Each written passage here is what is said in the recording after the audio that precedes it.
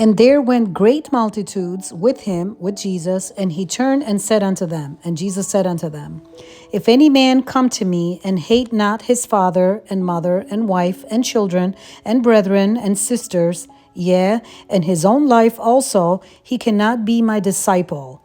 So Jesus says to them that if any man comes to me and prioritizes his father, mother, wife, children, brethren, sisters, and his own life also, that man cannot be my disciple.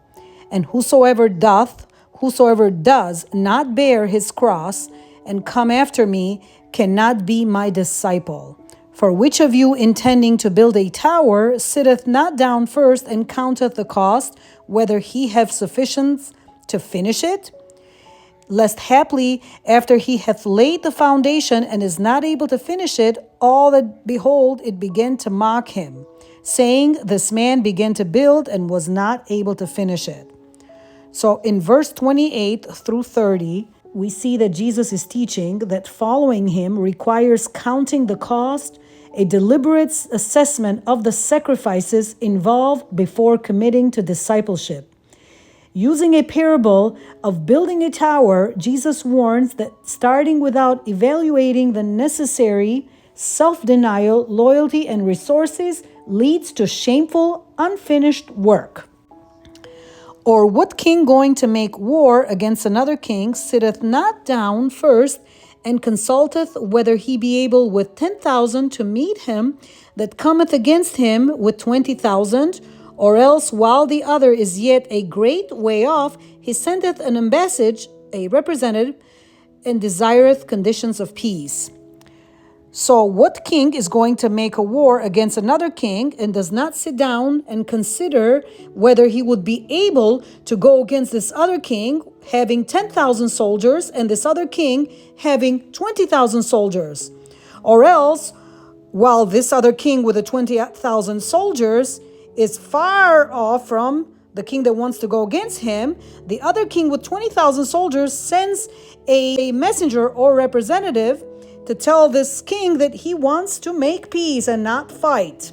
So in verse 31 through 32, Jesus is using a parable of a king considering his chances in war to teach that following him requires careful upfront consideration of the high cost of discipleship.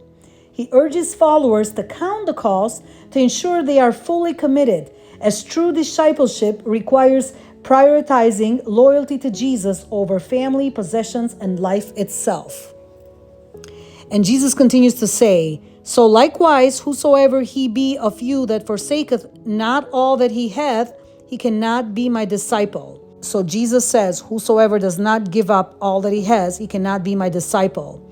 Salt is good, but if the salt have lost its savor, wherewith shall it be seasoned? Jesus says, salt is good, but if the salt has lost its flavor, how can it be made salty again? It is neither fit for the land, nor yet for the dunghill, for the manure pile, but man cast it out. He that hath ears to hear, let him hear.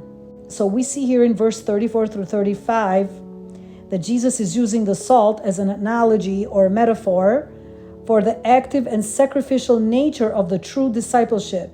Jesus warns that if followers lose their saltiness, their commitment to God, and usefulness in the world, they become useless into the kingdom, like flavorless salt, and face rejection. So this is not even fit for the land or for the manure pile, but man cast it out. So here what we see is man throw it out. This is suggesting that those who do not live out their faith will be excluded from the kingdom of heaven and hold no value in God's work.